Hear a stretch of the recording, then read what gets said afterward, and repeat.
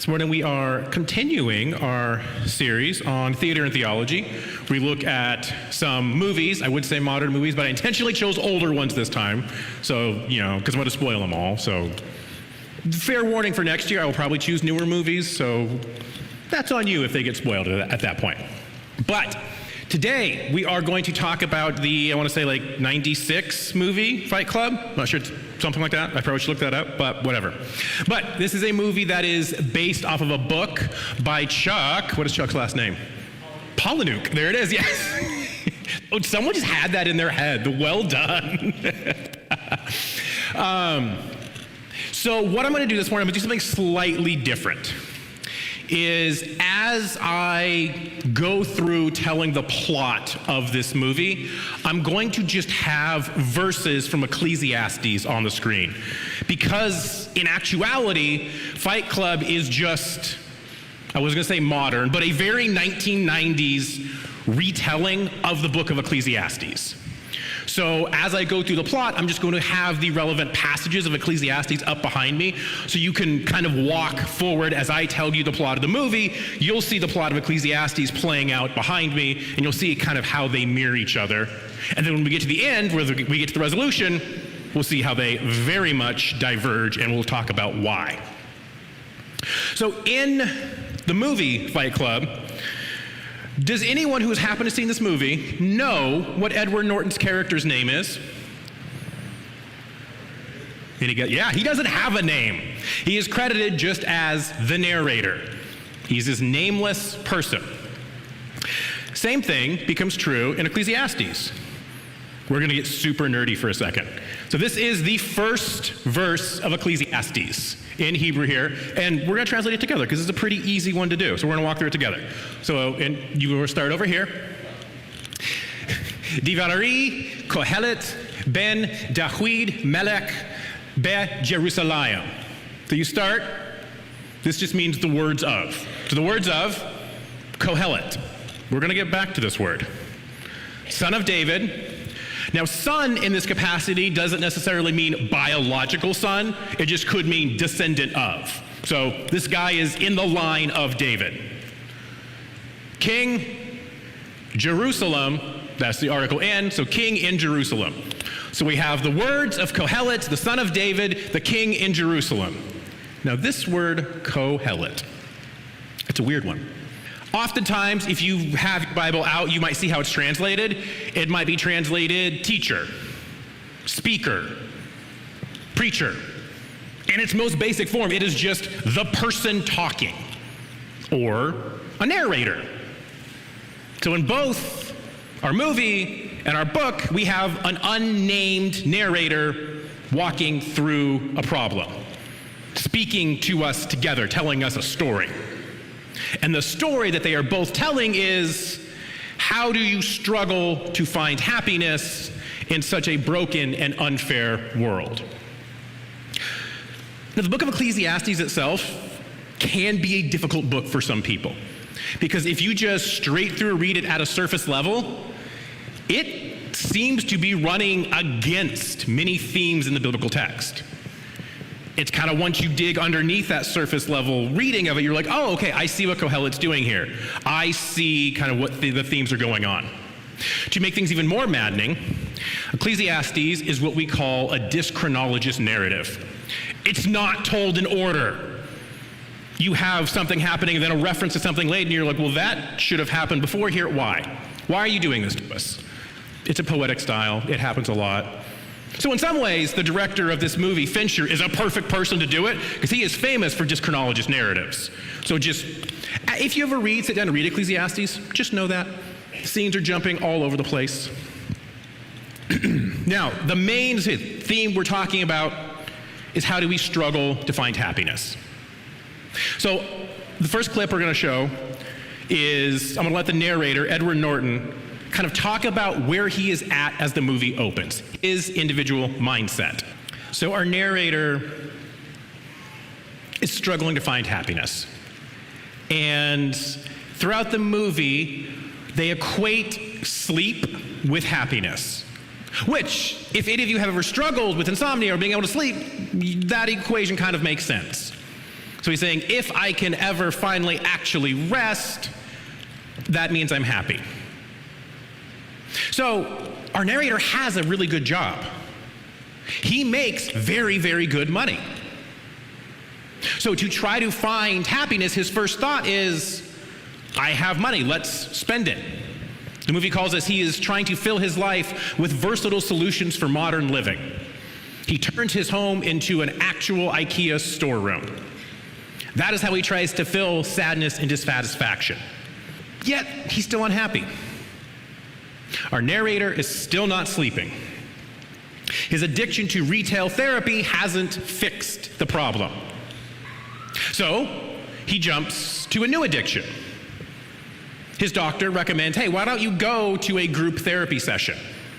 You will see people with real, actual problems. Maybe that'll make yours feel smaller. So he does. It works, but not in the right way. It works because he becomes addicted to people feeling sorry for him. So he ends up being addicted going to group therapy sessions. He goes to one a day, a different one, and pretends to have whatever affliction, whatever issue the group is trying to address, he pretends to have. But it works. He starts getting sleep. It temporarily fills a void for him. But even this doesn't last too long. Whoop, scroll down. There we go. Pretty soon, someone else starts showing up in the groups doing the exact same thing. Faking conditions to get people to feel sorry for.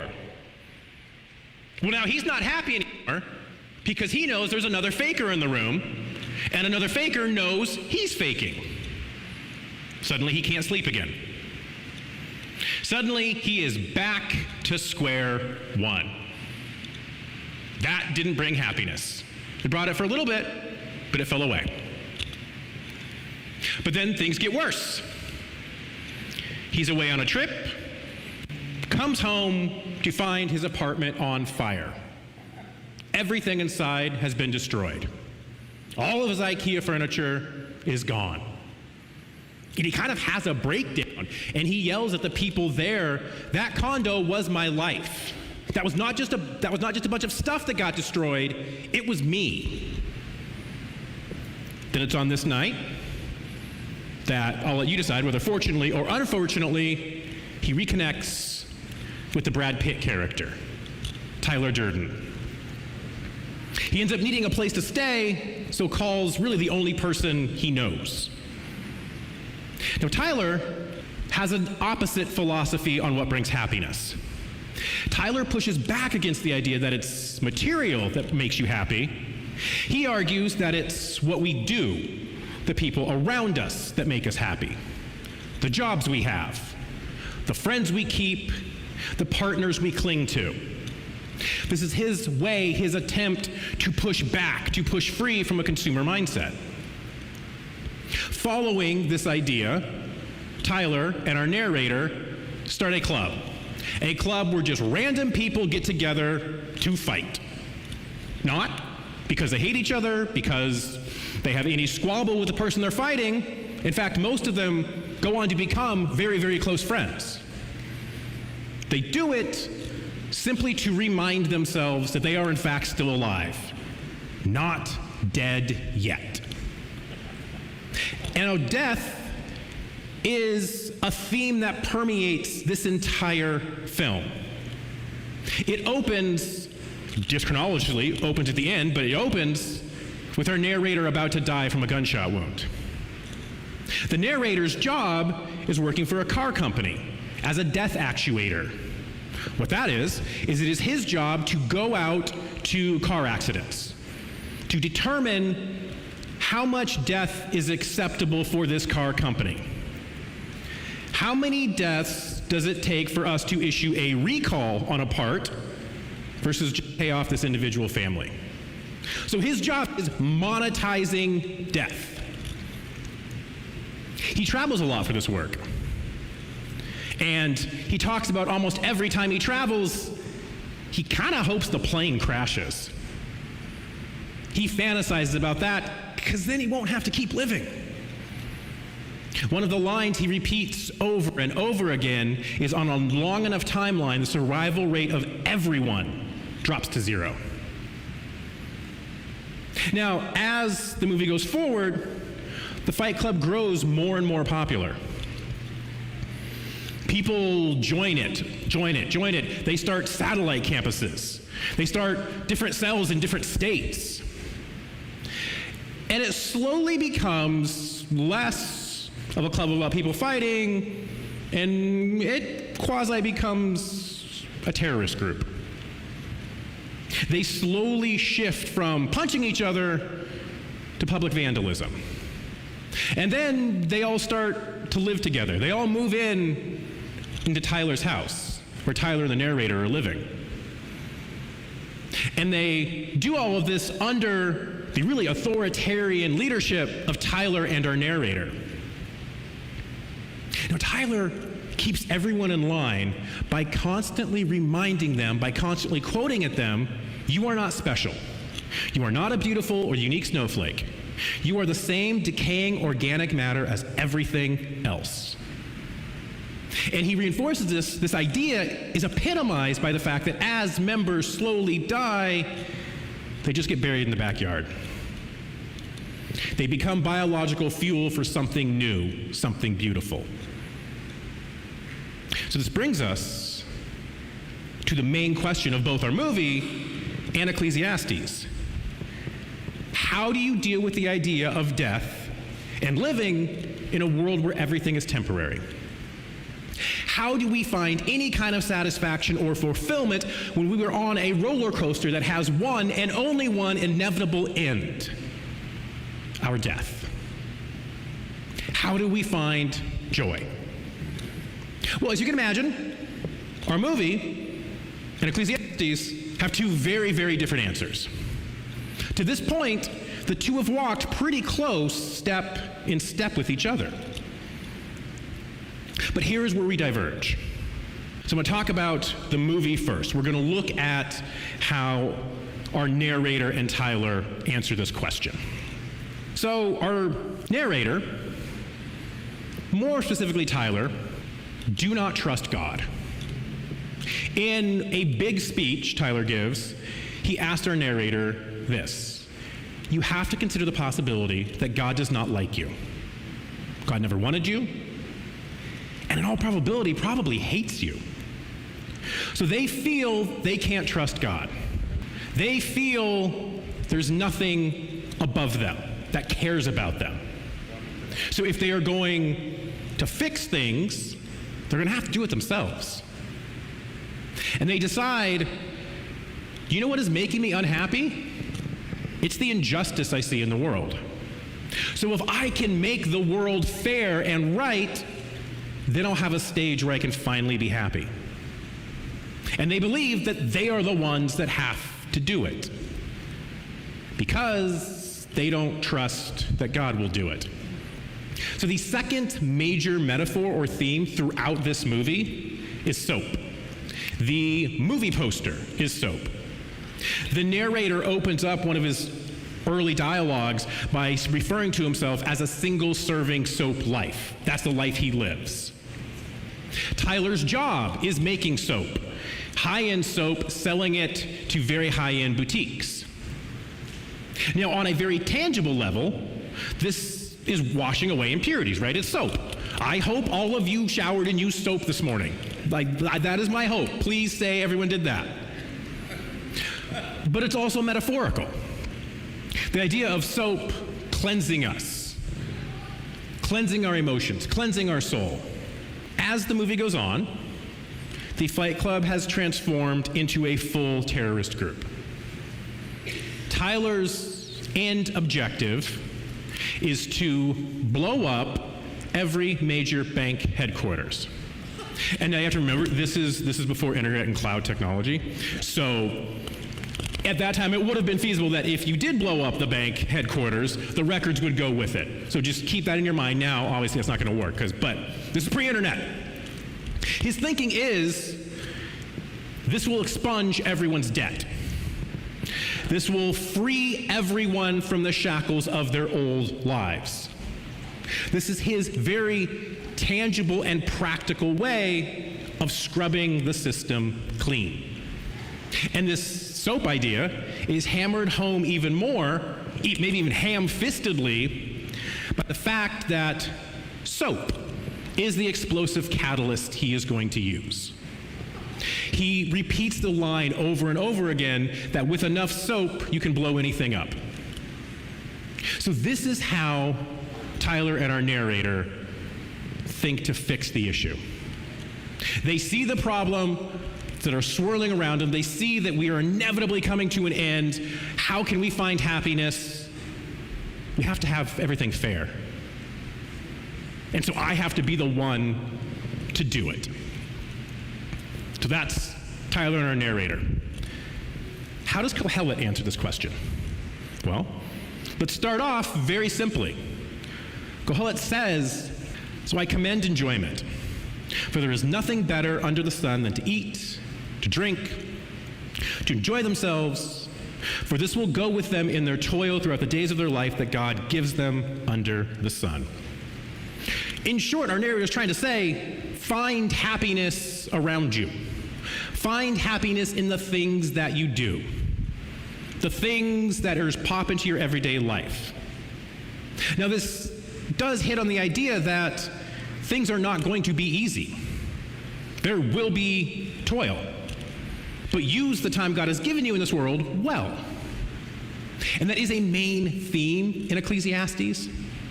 This is kind of a quick tangent here. So, one of the big theories about Ecclesiastes is it was written as a direct response to a group that misinterpreted Proverbs. If you read Proverbs, it has a lot of, hey, do this, good things will happen, very simple things. The idea was that there was a group, a very kind of conservative group that took that reading as, well, if this saying, if you do good things, you'll be blessed, so when bad things happen, that must mean I wasn't good, right? And so Ecclesiastes is kind of pushing back against that idea of just, sometimes bad things happen. And it's not necessarily you did bad. It's not God's angry with you. Just, we live in a broken world. Sometimes bad things happen. So it's up to us to try to find happiness in what's around us. But I think this begs the overall big question of how. How can Kohelet see the same problems as Tyler, see the same injustices, see the same roller coaster coming to that end, but come to the opposite idea? Tyler views it as, I need to fix this problem because no one else will. Our narrator Kohelet views it as, I just need to find happiness in what's around me because there is nothing I can do. Well, I think Kohelet can do that because of this, because of their belief in God.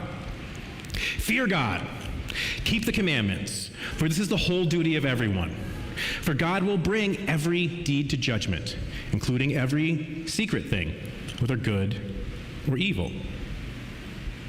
Because Kohelet believes God loves them, because Kohelet believes God is a just God, they can have this mindset. Yes, they still believe bad things are going to happen, but they believe God is over it all. Essentially, Kohelet takes our narrator's phrase, on a long enough timeline, the survival rate of everything drops to 0, and changes it to, on a long enough timeline, God will answer for all things and make all things right. They look at this timeline and come to two very different conclusions. Because Kohelet believes in a good God. Kohelet sees everything going on, doesn't sugarcoat things, admits life is bad sometimes. There will be difficult seasons. There is a lot of bad in the world.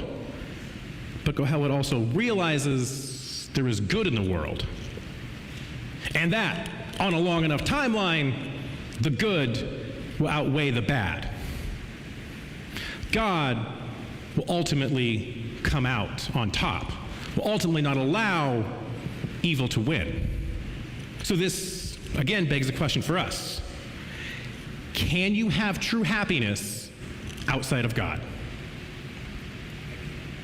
Our movie ends with them succeeding. Their plan works. They blow up all the banks. But it ends before we know, did it work for them? Are they finally able to sleep? What potentially will be next? Because this is just the latest thing in a long line of attempts to try to find happiness. Started with the IKEA catalog. Retail therapy, that'll find happiness. No.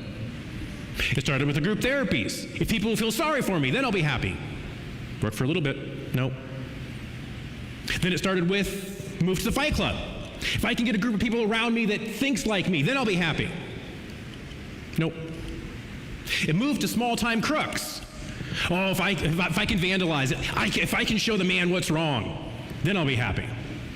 Didn't work for long. So now, do we think that them blowing up the banks will bring them happiness forever? Or after a month or two, will they go back to not being able to sleep? Do we really think this will be the end-all, be-all? So we ask the question again. Can you find true happiness outside of God? There's a lot of good and great things. You can look at it and say, well, my family makes me happy. My partner makes me happy. These are all good things. But then we don't want to think about it. On the long run, those are all temporary things. As someone who has had that, who has had a wonderful family, who has had a loving partner, and now goes home to an empty apartment every night, I can tell you it all goes away. The only thing that will never go away is God's love for you. So can we have true happiness outside of God? Positions, jobs, family, where you live, even your health will eventually all fade. Those are all great and good things, but they will all fade. The one thing that will not fade is God's love. So how can we embrace that love this week? How can we move forward this week trying to have a mindset less like Tyler and more like Kohelet? Recognizing the world's not always going to be great, but God is always great. So how can I move forward leaning into that idea? What is one tangible thing you could do this week to try to jump into the more Kohelet mindset? Try to lean more into planting yourself in the love of Christ. It could be adding a more prayer time. It could be just sitting quietly listening. It could be connecting with someone. There's a litany of things you could do to try to continue to plant yourself. Remind yourself of God's love. Let that love drive you forward. It's the only thing that will never fade, that will never go away, that will never let you down. And with today being the first Sunday of the month, what a perfect time to be reminded of that love. This is perhaps the most tangible reminder we have of Christ's love for us. Because what this table represents is the peak pinnacle of God's love. God coming to earth, living amongst us, dying for us. That is the love that will never fade. This table is where you find your true happiness. So as you prepare your elements and prepare your hearts, let us come together at this table as a church family.